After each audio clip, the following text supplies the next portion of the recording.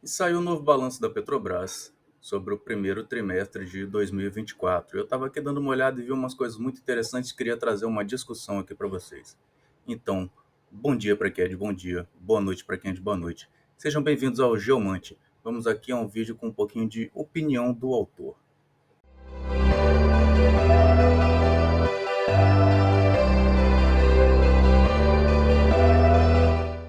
Dentro aqui dos resultados do primeiro trimestre de 2024 da Petrobras, tem esse slide aqui que é muito curioso. Esse slide aqui mostra uma comparação da Petrobras com as Major Big Oils, ou seja, as grandes empresas de petróleo de capital aberto. Podemos ver aqui que eles trazem o seguinte indicador muito interessante aqui, que as ações da Petrobras ordinárias, né, nos últimos 12 meses, tiveram aqui um ganho, né, considerando aqui o retorno total para acionista nas ações negociadas nos Estados Unidos nos últimos 12 meses, considerando o reinvestimento dos dividendos pagos. As ações ordinárias tiveram um ganho de 83,9% e as preferenciais 107,3%. E mostra aqui um comparativo com as outras majors, ou seja, a Petrobras deu um retorno ao seu acionista muito superior, mas muito superior das outras majors. A Petrobras lidera a média de crescimento em produção de petróleo nos últimos 10 anos, com um crescimento de 22% da sua produção de petróleo, né, que é a entrada do pré-sal. Nesse mesmo período, as outras majors tiveram uma produção média menor em 5%, ou seja, a Petrobras crescendo enquanto as majors diminuindo. E aí nós temos essa seguinte informação aqui. O EV, um indicador de mercado muito importante, o Enterprise Value, que ele, em resumo, ele te dá, digamos, o valor da empresa sobre reservas provadas. Então, aqui a reserva provada ela é basicamente o principal ativo de uma empresa de petróleo, né? Ela pode ter maquinário, equipamentos, pode ter prédios, plataformas, mas o principal dela é o seu portfólio aí de petróleo que ela pode tirar, explorar, vender. Então eles botaram aqui esse indicador EV sobre reserva provada, mostrando que a Petrobras cresceu 33% nos últimos 12 meses, enquanto a média das outras majors foi um crescimento de 3%. Da mesma forma, o EV sobre o EBITDA mostrou que a Petrobras teve um crescimento de 75%, enquanto as outras majors tiveram um crescimento de 48%. Mas você olha e se pergunta, mesmo a Petrobras crescendo tanto nos últimos tempos, por que no total, no absoluto, ela ainda é abaixo da média das outras? Porque a Petrobras tem um EV sobre reservas provadas de 13,2, enquanto as outras têm de 22,9. Porque o EV sobre EBITDA da Petrobras é 2,8 e das outras empresas é 4,9. Então nós temos que pensar qual é a função desse indicador aqui, EV sobre reservas provadas. Se reservas provadas é o principal ativo de uma empresa de petróleo, e EV é o seu valor de mercado, ou seja, ele flutua a depender de diversas coisas. E se nós invertermos isso aqui, se botarmos reserva provada sobre EV, como é que será que fica? Nós temos que entender que no mundo hoje, as 10 maiores empresas de petróleo são essas aqui, ó. A Saudi Aramco disparada com quase 2 trilhões de valor de mercado. Em segundo, a ExxonMobil, a maior empresa privada, com 525 bilhões. Depois vem a Chevron. Depois a PetroChina, uma empresa estatal chinesa. Depois a Shell. Depois a Total Energies. Depois a ConocoPhillips. Depois a CNOOC, uma outra empresa estatal chinesa. Em nono, a Petrobras. Em décimo, aqui a BP. E aí nós temos ali a Sinopec, estatal chinesa. Se eu não me engano, essa aqui é a estatal de Abu Dhabi. 14º aqui a Equinor, estatal norueguesa. E por aí vai. Nós temos que lembrar que o valor de mercado da Petrobras ele é muito influenciado por uma questão ideológica do mercado, de ter um pé atrás com ela, porque ela é controlada pelo governo brasileiro, ela é controlada pelo Estado brasileiro, a União. Isso sempre faz com que as ações dela estejam jogadas para baixo, um patamar abaixo do que elas realmente valem. O que, na minha opinião, é uma coisa absurda, porque nós temos, por exemplo, a Equinor, que é a Petrobras da Noruega, que passa uma situação muito semelhante, e eu vou dizer, inclusive, ela é mais controlada pelo Estado do que a Petrobras. Nós temos aqui o mapa das reservas de petróleo no mundo. Então, nós vemos aqui que as maiores reservas são da Rússia, do Canadá, Venezuela, Líbia, Irã, Iraque, Arábia Saudita, aqui Catar e Emirados Árabes. Nós podemos ver aqui que o Brasil está no meio aqui, né, o começo dos grandes produtores. E aí o Brasil ainda tem um potencial de aumentar isso aqui. Só que quem tem reservas de petróleo hoje, desde que houve o grande advento da estatização de reservas de petróleo nos anos 70, 80, quem tem reservas de petróleo hoje são, em sua maior parte, as empresas estatais. Estatais da Rússia, da China, do Irã. A estatal do Iraque e da Síria e da Líbia foram muito enfraquecidas pelas guerras e hoje tem muitas empresas estrangeiras atuando aqui. A Saudi Aramco, estatal da Arábia Saudita, as estatais aqui de todos os Emirados, estatal da Venezuela, a estatal do Brasil, aí tem a da Malásia, tem a da Colômbia, né? Gente, até o Japão tem uma estatal de petróleo. Exatamente, o Japão não tem petróleo, né? Mas eles têm uma empresa estatal de petróleo para procurar petróleo fora do Japão e trazer para o Japão e refinar no Japão para abastecer o mercado japonês. Hoje, aqui, final de 2022, né, esse estudo aqui da Agência Internacional de Energia mostra que as reservas de óleo e gás natural provadas, que estão nas mãos de companhias públicas, estão na faixa aqui de 220 bilhões de barris de óleo equivalente.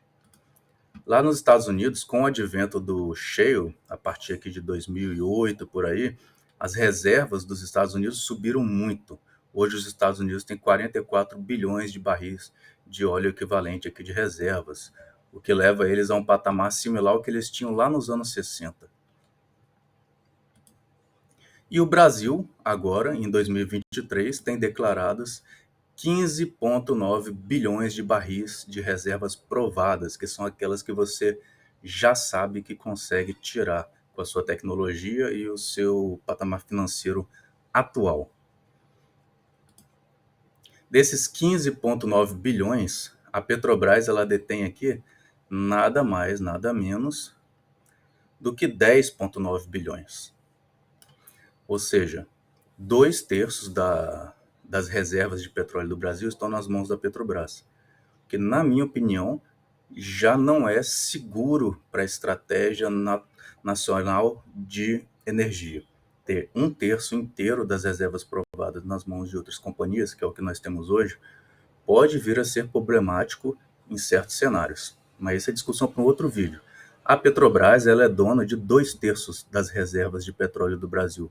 Como que a empresa que ela cresceu mais do que todas as suas concorrentes nos últimos 10 anos, que se tornou a segunda maior empresa pagadora de dividendos do mundo e que detém as reservas, 2/3 das reservas de petróleo do oitavo ou nono, depende do ano, maior país detentor de reservas de petróleo, como que essa empresa fica avaliada em mercado abaixo de outras empresas que são menores em porte? Vamos ver aqui. Quer ver? Você duvida? Vamos ver. Vamos olhar os sites das outras empresas. Vou aqui começar pela maior, a ExxonMobil.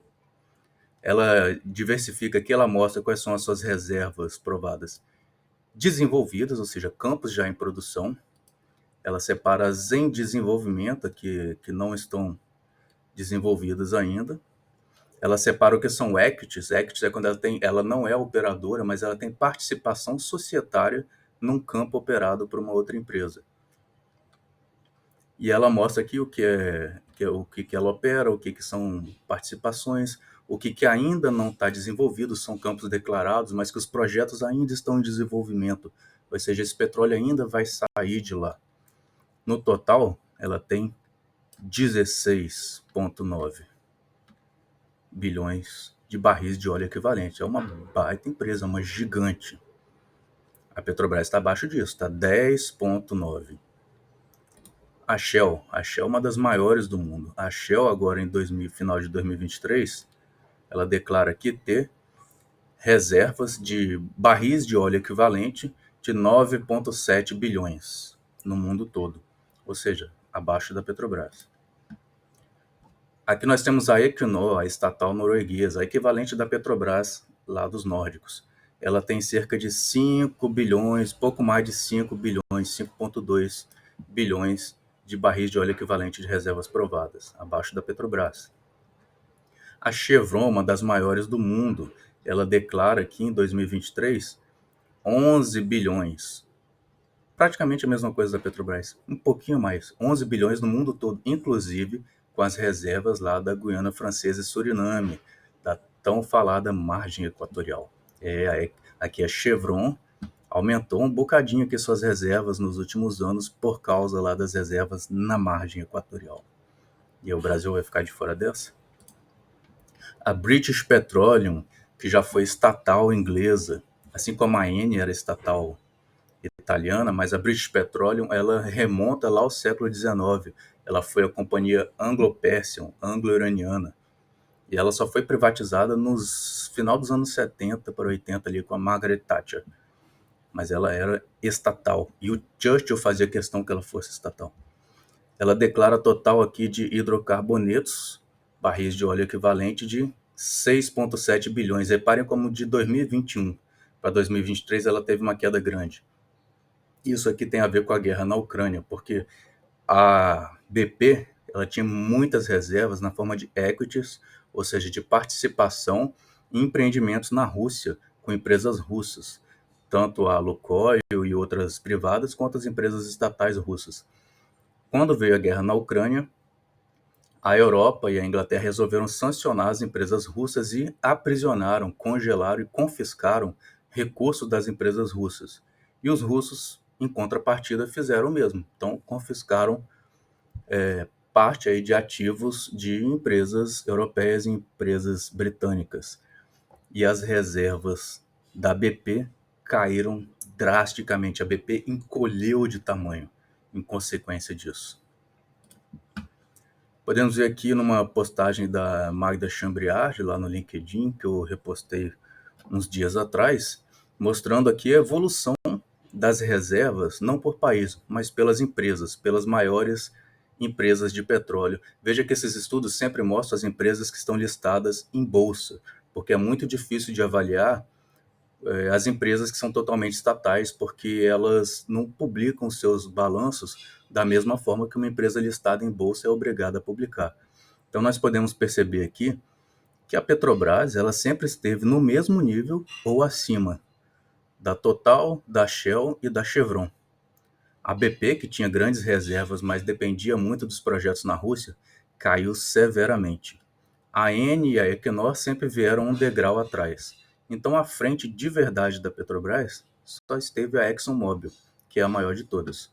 E ela só perde para a Saudi Aramco. A Saudi Aramco ela tem um pequeno percentual de capital aberto. 1,8% das ações da Saudi Aramco são negociadas em bolsa. O resto está tudo nas mãos do Estado saudita. Ou seja, a maioria não considera-se que é uma empresa listada em bolsa. Isso aqui é só uma oportunidade de pegar um dinheirinho da empresa mais lucrativa do mundo, tendo aqui uma pequena participação, mas ninguém chega nem perto de arriscar ter o controle. E aí nós chegamos nesse gráfico aqui, que é publicado pelo S&P Global, ou seja, é uma empresa de análise de investimentos. Eles fazem análises para grandes investidores, para mercado, etc. E eles botam aqui as posições da National Oil Companies, as companhias petroleiras que são estatais, tanto as de capital aberto quanto as de capital fechado. Esse gráfico aqui ele mostra no eixo Y a capacidade operacional das empresas, ou seja, o quanto que elas têm de tecnologia, de recursos humanos, recursos financeiros, de capacidade de operar os seus empreendimentos e os seus ativos. E aqui no eixo X, a sua autonomia operacional, ou seja, o quanto essa empresa consegue atuar no mercado, na indústria, sem depender do seu grande acionista, que é o Estado.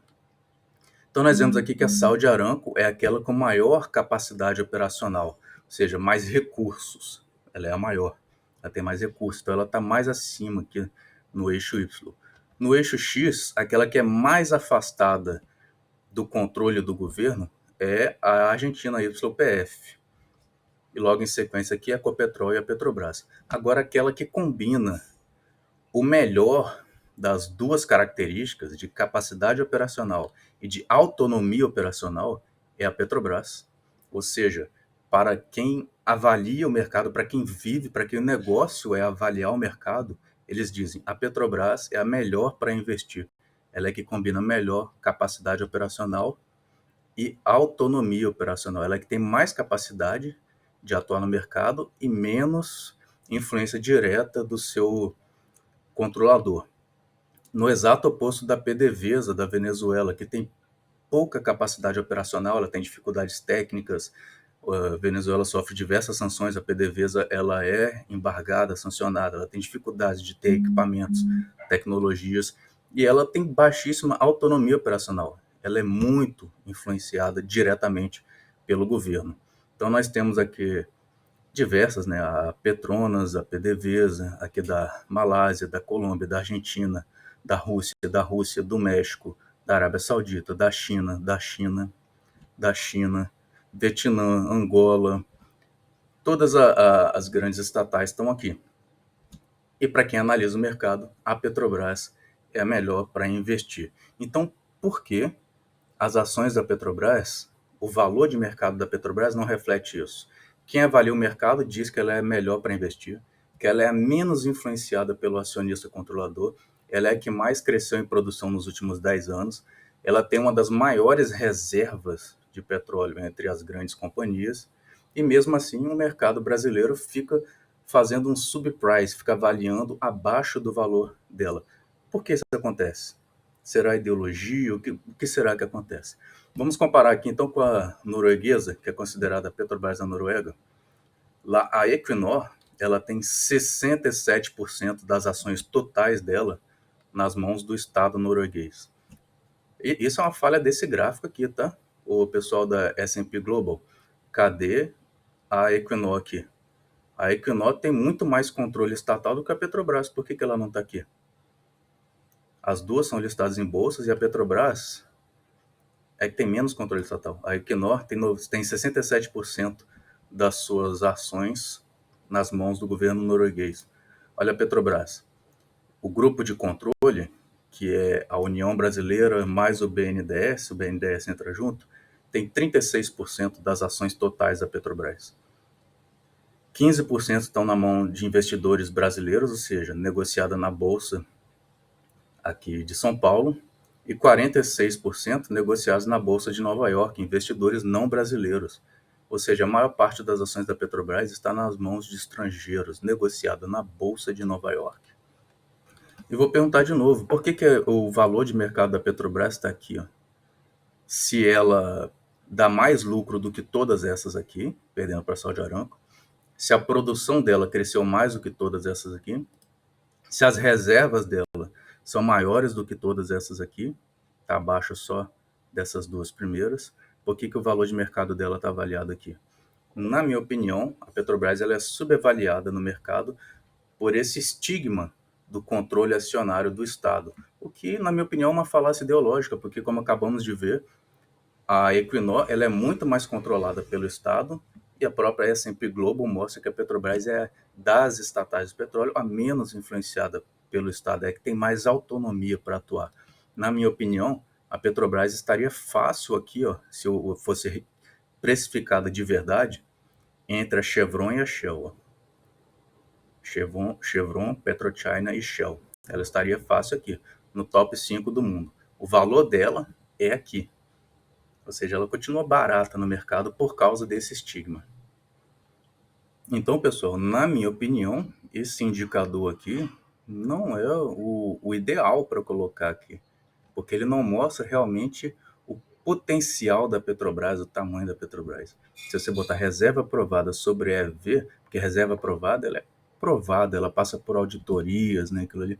E esse EV, ele é ao sabor dos mercados, ele tem, às vezes, um viés de ideologia, ele às vezes fica subvalorizado.